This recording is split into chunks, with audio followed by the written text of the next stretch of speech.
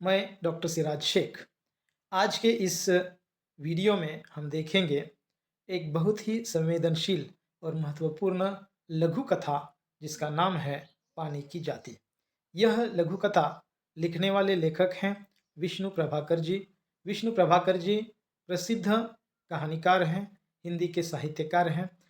अलग अलग विधाओं में इन्होंने लेखन किया है और साहित्य का जो उद्देश्य होता है कि समाज का हित करना, लोगों का हित करना, लोगों में मानवीय संवेदना को जगाए रखना और एक तरह से संगठन शक्ति का निर्माण करना और कई सारे जो मानवीयता के आयाम हैं, उन आयामों को सभी पाठकों तक पहुंचाना जो मुख्य उद्देश्य होता है, वह उद्देश्य हमें विष्णु प्रभाकर जी की हर रचनाओं में देखने को मिलता है। आज की लघु कथा भी काफ़ी प्रसिद्ध है और इस लघु कथा को देखकर हमें उसके मूल मंतव्य को समझ लेना बहुत ही आवश्यक है। इसका मूल मंतव्य समझने से पहले हमें लघु कथा को पढ़ना और समझ लेना आवश्यक है। ये विष्णु प्रभाकर जी हैं और उनकी कथा है पानी की जाति। उसे हम यहाँ पर पढ़ेंगे। बीए की परीक्षा देने वह लाहौर गया था। उन दिनों स्वास्थ्य बहुत खराब था। सोचा प्रसिद्ध डॉक्टर विश्वनाथ से मिलता चलो। कृष्णनगर से वे बहुत दूर रहे थे।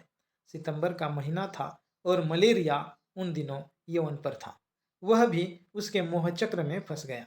जिस दिन डॉक्टर विश्वनाथ से मिलना था, ज्वर काफी तेज था। स्वभाव के अनुसार वह पैदल ही चल पड़ा। वह यानी कि इस लघु कथा का नायक, जिसका नाम तो दिया नहीं है लेकिन वर्णन आया हुआ है। लेकिन मार्ग में तबीयत इतनी बिगड़ी कि चलना दूभर हो गया। प्यास के कारण प्राण कंठ को आने लगे। आसपास देखा, मुसलमानों की बस्ती थी। कुछ दूर और चला, परंतु अब आगे बढ़ने का अर्थ खतरनाक हो सकता था। साहस करके वह एक छोटी सी दुकान में घुस गया। गांधी टोपी और धोती पहने हुए था। दुकान के मुसलमान मालिक ने उसकी ओर देखा और तल्खी से पूछा, क्या बात है? जवाब देने से पहले वह बेंच पर लेट गया और बोला, मुझे बुखार चढ़ा है, बड़े जोर की प्यास लग रही है, पानी या सोडा, जो कुछ भी हो जल्दी लाओ। इस बात को सुनकर मुस्लिम युवक ने तल्खी से जवाब दिया, हम मुसलमान हैं। वहां चिनचिनाकर बोल उठा, तो मैं क्या करूं? वह मुस्लिम युवा चौंका, बोला, क्या तुम हिंदू नहीं हो? हमारे हाथ का पानी पी सकोगे?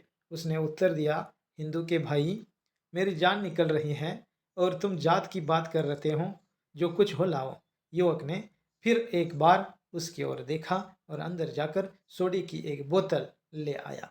वह पागलों की तरह उस पर झपटा और पीने लगा, लेकिन इससे पहले कि पूरी बोतल पी सकता, उसे उल्टी हो गई और छोटी सी दुकान गंदगी से भर गई।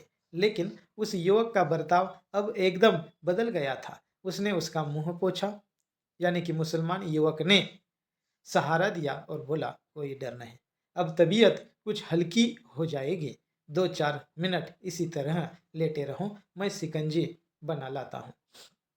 उसका मन शांत हो चुका था, यानी कि इस कहानी का, लघु कथा का जो नायक है, उसका मन शांत हो चुका था और वह सोच रहा था कि यह पानी जो वह पी चुका है, क्या सचमुच मुसलमान पानी था? ये जो अंतिम वाक्य है, यह बहुत ही मायने रखता है और आज के समय एवं समाज के लिए बहुत ही प्रासंगिक है। हमारे भारत में हिंदू, मुस्लिम, सिख, ईसाई है आपस में भाई भाई। यह जो भाईचारा लगभग स्वतंत्रता के पश्चात से और भी मजबूत हो गया है। उसके पहले भी यहाँ कई वर्षों से सब एक होकर रहते थे और उसमें और भी मजबूती आ गई है। लेकिन कहीं न कहीं हमें सांप्रदायिक सद्भाव को तोड़ने वाले जो लोग हैं, उनकी ओर से कहीं न कहीं जो यह दुराव हिंदू मुसलमानों में करने की जो कोशिश की जा रही है, उस कोशिश को यह मुँहतोड़ जवाब है कि जो भी जन्म लेता है, वह न तो मुसलमान होता है, न ही वह हिंदू होता है या न ही किसी अन्य धर्म का होता है। सबसे पहले वह मानव होता है। इस कहानी का उद्देश्य भी यही है कि एक दूसरे को सहारा देने वाले, एक दूसरे को मदद करने वाले आपस में भाई होते हैं, न कि दुश्मन। अर्थात पानी कभी यह किसी जाति विशेष के लिए अलग पानी नहीं होता है। तो इस तरह से हम यहाँ पर सोचने को मजबूर हैं कि हिंदू हो या मुसलमान, इनमें किसी भी तरह से हमें भेद नहीं करना चाहिए, किसी भी तरह का अंतर नहीं करना चाहिए और प्रकृति विशेष के जो उपादान हैं, पानी है, नदी है, पहाड़ है या धरती से उगने वाला अनाज है, वह किसी विशिष्ट धर्म के लिए नहीं होता, वह सभी के लिए होता है। तो आज की यह कहानी हमें बहुत कुछ सीख देती है। बहुत-बहुत धन्यवाद। Thank you.